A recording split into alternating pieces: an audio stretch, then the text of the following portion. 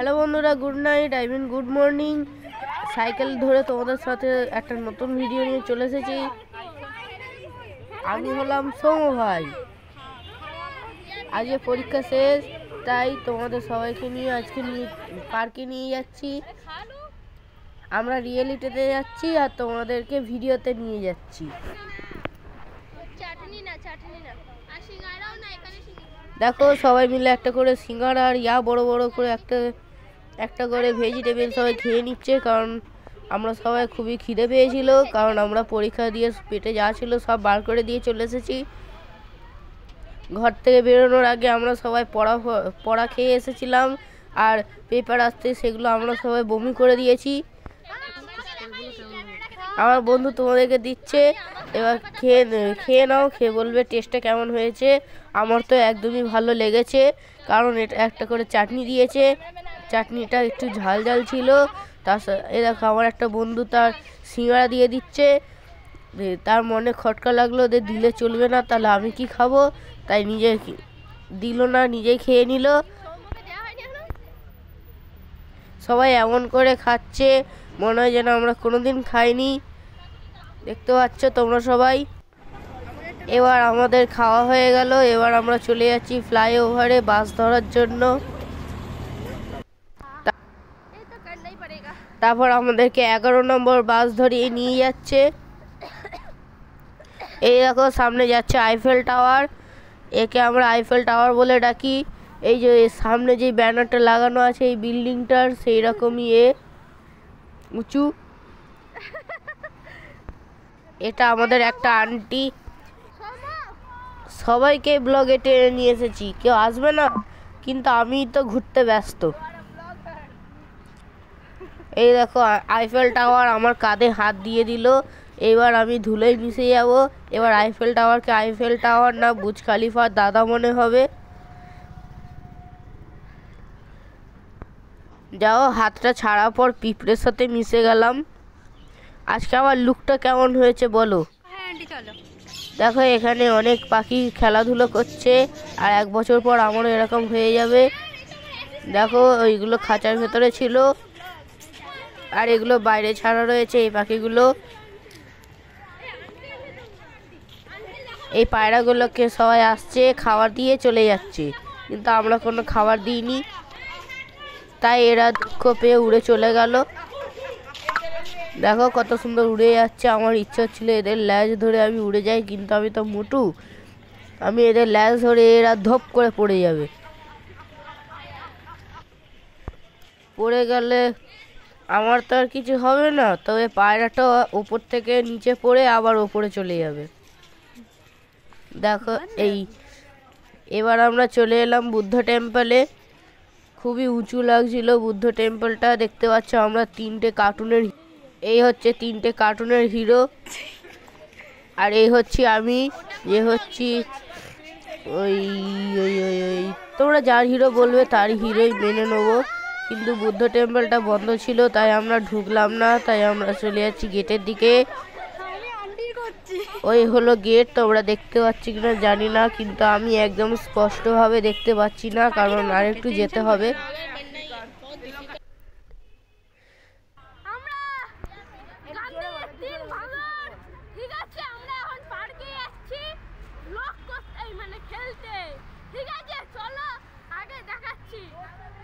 আমরা পার্কে যাচ্ছি খেলতে, ব্লগ করতে। বুদ্ধ টেম্পলটা কতটা জায়গা নিয়ে দেখো। আমি তো হাঁটতেই আছি,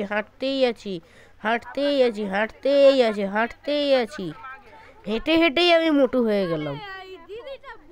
যাও, একটু রোগা আমি ছিলাম, তা আমি হেঁটে হেঁটেই মোটু হয়ে গেলাম। এবার আমরা চলে যাচ্ছি পার্কের দিকে। আমরা চলে যাচ্ছি এবারে পার্কের দোলনার দিকে চেপে আমরা চলে যাচ্ছি বাড়ির দিকে, কিন্তু বাড়ি যাওয়ার পালা এখন আসেনি, তাই আমরা পার্কেই চুপচাপ যাচ্ছিলাম। এবার ভ্লগ করতে করতেই পার্ক বন্ধ হয়ে যাবে, কারণ আমরা তো কচ্ছপের থেকেও লেটে হাঁটি। আমরা এবারে পার্কের ভেতরে ঢুকে পড়েছি অনেক কষ্টে। দেখো, এখানে কত গাছ, এই গাছগুলো আইফেল টাওয়ারের থেকেও বড়। এখানে প্রচুর গাছ রয়েছে, মানে প্রতিটা গাছের পেছনে একটা করে ব্যানার লাগানো আছে, যেটাতে এই গাছের ব্যাপারে লেখা রয়েছে। আর এটা অনেকটা জায়গা জুড়ে আছে, খুবই শান্তপ্রিয় জায়গা। আর এখানে এই জায়গাটাকে বলা হয় রবীন্দ্র সরোবর আর ঢাকুরিয়া লেক। এইখানে এই দিদিটা একটুখানি ফিল্মি শুটিং করতে চাইছিল, কিন্তু পারছিল না। অনেক কষ্টে হাটের এক সাইডে নিতে পারলো, মাঝখানে নিতে পারলো না। ওই সময়টা সানসেট চলছিল। সত্যি কথা বলতে সানসেটটা যখন হচ্ছিল খুবই সুন্দর লাগছিল, অপূর্ব লাগছিল। এবার আমরা যদি টাইম মতো পার্কে না যেতে পারি সানসেট হওয়ার আগে, এবার আমাদেরকেই পার্ক থেকে সেট হয়ে যেতে হবে। মানে যেই মেন সাফারি পার্কটা, ওখানে সানসেটের আগে যেতে হবে। সানসেটের আগে না যেতে পারলে আমাদেরকে সেট হয়ে আসতে হবে লোকাল পার্কে। এখানে তোমরা সারা দিন রাত হেঁটে হেঁটে হেঁটে হেঁটে পাও ব্যথা করতে পারো, আবার বসে বসে থেকে থেকে থেকে থেকে থেকে বিরক্তিও হতে পারো। আবার এখানে খাওয়ার দাওয়ার কোনো নেই। এখানে গাছপালা পাতা আছে, জলের কোনো সমস্যা নেই। এখানে তোমরা লেকের ভেতরে ডুব দিয়ে স্নান করতে পারবে, কিন্তু এখানে অনেক বিষধর সাপ আছে জলের ভেতরে। এটা আমি মজা করলাম। দেখো আইফেল টাওয়ার একটা কুকুরের সাথে লাগছে, এক্ষুনি যদি আসে না তেরে, আইফেল টাওয়ার তো শেষ। তারপর এখানে আইফেল টাওয়ার এই লাল টমেটোমটাকে ভয় দেখাচ্ছে, ওই এলো করে। ওর নাম হচ্ছে প্রসিদ্ধা। আমরা যতজন আছি সবাই ওর পেছনে লেগে থাকি। আমরা সবাই মিলে ওকে নাম দিয়েছি ব্যাড লাক। তারপর আমার ব্যাগটাকে নিয়ে কি করছে দেখো। আমি কি সেভেন এই ব্যাগটা নিয়ে যাব না? এই ব্যাগটাকে এখন আমাকে 25 বছর চালাতে হবে। যখন বিয়ে করতে যাবো তখন মেকআপ নিয়ে যেতে হবে এই ব্যাগটাতে করে।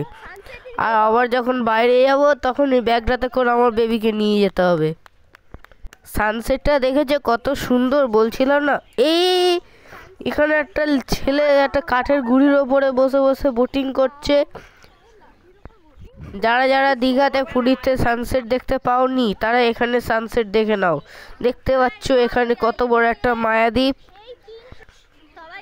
আরে যখন আমি বিয়ে করব এই মায়াদ্বীপে এসেই থাকবো।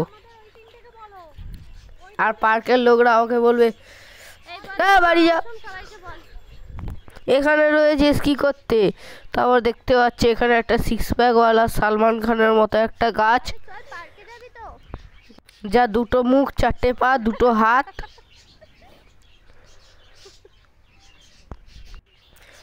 ওই যে আইফেল টাওয়ার ওর নকল করার চেষ্টা করছে। তারপর আমিও একটু নকল করার চেষ্টা করার জন্য একটু এলাম। আমি একটু 6 পাকে ঘুরে নিলাম যদি আমার 6 প্যাক হয়। তারপর আমি এমনভাবে দাঁড়ালাম মনে হয় যেন আমাকে 2 হাত বেঁধে আমাকে ঝুলিয়ে রেখে দিয়েছে। তারপর আমরা অনেক কষ্টে পরে সাফারি পার্কের দিকে যাচ্ছি।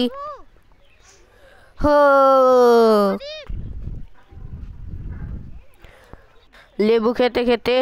আচ্ছা তোমাদেরকে একটা প্রশ্ন করি, MCQ। অরেঞ্জ এটা কি ফল না কালার? কমেন্টে জানিও। দেখতে পাচ্ছ আইফেল টাওয়ার। এবার আমরা সাফারি পার্কের ভেতরে ঢুকবো। চলো। সবাই আমাদেরকে ওয়েলকাম জানাচ্ছিল বরণ ডালা নিয়ে, কিন্তু এখানে কারো হাতে বরণ ডালা দেখতে পাচ্ছিলাম না। এখানে দেখে কেউ বরণ ডালা নিয়েছিল না। তারপর মনে মনে একটাই কথা আসছিল, গজব বেইজ্জতি। তারপর এরা মাংকির মতো মাংকি র্যাম্পে উঠে পড়লো। আরে লাল টমেটো এখানে ওঠার খুব শখ করেছিল, তাই নিজেকে একদম বাঘিনী দেখার জন্য উঠে পড়লো, উঠে একবারে ভিগি বিল্লি হয়ে গেল। ও ও এত উঁচুতে উঠে গেছে, ওর নিচে দেখলে ওর শরীর খারাপ করে গেছিল। সবাই এক জায়গায় এসে ওকে আস্তে আস্তে করে নামিয়ে এক জায়গায় বসিয়ে জল খাইয়ে দিয়েছিল। ও কাঁপতে শুরু করে দিয়েছিল। আমিও ভাবলাম আমারও কন্ডিশন ঠিক ওরকমটাই হবে, তাই আমি বেশি উঁচুতে উঠলাম না, দিয়ে আমি অন্য একটা অ্যাডভেঞ্চার করতে চলে গেলাম। কিন্তু এই অ্যাডভেঞ্চারটাও আমার দ্বারা হবে না মনে হচ্ছে, তাই আই অ্যাম স্মার্ট। এবারে আমি এটাতে একটুখানি মাঙ্কি র্যাম্পের একটু প্র্যাকটিস করছি মাঙ্কি হয়ে। আই অ্যাম তো অবাক। এটা হচ্ছে ছোট বেবিদের জন্য, তাই এটাতে ভালো হচ্ছিল। বড় দাদাদেরটা ওটা যাওয়ার ক্ষমতা আমার নেই। আমার সব ক্ষমতা শেষ। আর আমি মাঙ্কি, আমি মানুষ না, আমি পূর্বপুরুষ হয়ে গেছি। এটাতে আমি একটা ওঠার চেষ্টা করলাম। তারপর এই বন্ধুটা এলো একটুখানি হিরোগিরি করতে, কিন্তু করে দেখলো যে এটা ওর হাইটে, ও করতে পারবে না এটাতে, তাই ও বড়টাতে গেল। আমি ভাবলাম অত কিছু হয়তো করতে পারবে না, কিন্তু একটা ও ঝুললো, ধরে নিল। তারপর আর দ্বিতীয়টা ধরতে পারবে না, পারলো না, ছেড়ে দিল। তাও অনেকটাই করেছে। এবার এর নাম গ্রিনিস বুকে লেখা হবে। দেখতে পাচ্ছি এখানে সবাই শরীর স্বাস্থ্য বানাচ্ছে। আর এর সামনের আন্টিটাকে দেখো, পুরো ফুল স্পিডে আছে। আর আমাদের গ্রুপের আন্টিগুলোকে দেখো, যেন দাদুর গায়ে হাত বুলাচ্ছে। না না, হাত না, চুল বুলাচ্ছে। আমি একটু গোল রাউন্ডে উঠে পড়লাম ঘুরতে, আর এর ওপরে ঘুরেই আমি পুরো পৃথিবীটাকে দেখে নিলাম। আর আমার ওয়ার্ল্ড ট্যুরের কোনো দরকার নেই। এখানে দেখলাম সবাই পুরো ফুল প্যাক হয়ে আছে পুরো দোলনার ওপরে। আমার তো কোনো চান্সই নেই। তারপর অনেক কষ্টে একটা চান্স পেয়ে গেলাম। অনেক কষ্টে আমি একটা চান্স পেয়েছি। আমি বেশি জোরে দুলছি না, যদি চেনটা খুলে যায় আই অ্যাম তো শেষ। দেখো এখানে হচ্ছে দুজনের জগিং, কারো যদি আবার ব্যালেন্স হারিয়ে যায় সে তো শেষ। তারপর দেখো আন্টিরাও কোনো কম নয়, আমার মাও কোনো কম নয়, লেগে পড়েছে লাস্টে থাকতে না পেরে। আমার তো ঘুম পেয়ে গেল। দেখো কত সুন্দর করে করছে, মানে ওয়ার্কআউট করছে। এখানে সবাই ইভিনিং করতে আসে, মর্নিং ওয়াক করতে আসে, তারপর নুন ওয়ার্ক করতে আসে। নুন ওয়ার্ক বলতে সল্ট ওয়ার্ক। তারপর সবাই দুপুর ওয়ার্ক করতে আসে। তারপর এবার আমি চলে এলাম। এই দিদিটা আমার সাথে একটুখানি ফটো সেশন করার পরে এটাকে জোরে জোরে নাড়াতে চালু করে দিল। আর আমি তো ভয়ে পুরো শুকনো বিল্লি হয়ে যাচ্ছিলাম, খটখটে। তারপর দেখতে পাচ্ছ এই ছেলেটা অনেক বেশ হাইট তুলে নিয়েছে। এবার এখান থেকে যাওয়ার পালা হয়েছিল, কারণ এখানে সবাই ঝুনঝুনি বাজি আমাদেরকে পুজো করে তাড়াচ্ছিল। মনে হচ্ছিল যেন অলক্ষী বিদায়। আর সত্যি কথা বলতে পার্কটাতে অনেক কিছু খেলার জিনিস ছিল, কিন্তু আমরা অনেক শর্ট টাইমে গেছি, তাই ভালো করে খেলতে পারিনি। আর কারণ কি জানো? কারণ আমি বাথরুমের ভেতরে চেঞ্জ হতেই আধ ঘন্টা লাগিয়ে দিয়েছি, কারণ আমি তো মেয়েদের থেকেও বেশি। এবার চলে এলো বাড়ি ফেরা পালা। আমার কি কষ্ট হচ্ছে, আবার 1 বছর ওয়েট করতে হবে।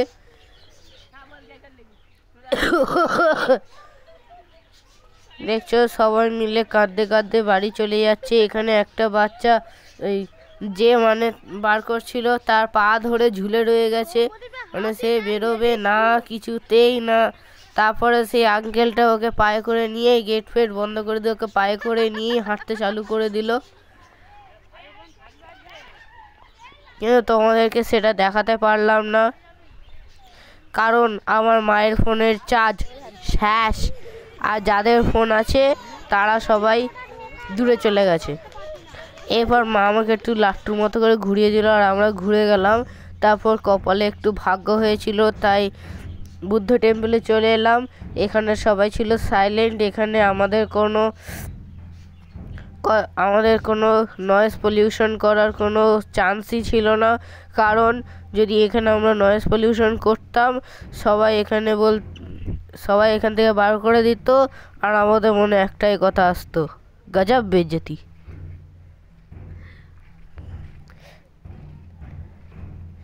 এবার এখান থেকে যাওয়ার পালা চলে এসেছিল, কারণ আমাদের ট্রেন বেরিয়ে যাবে, লেডিস স্পেশাল ট্রেন।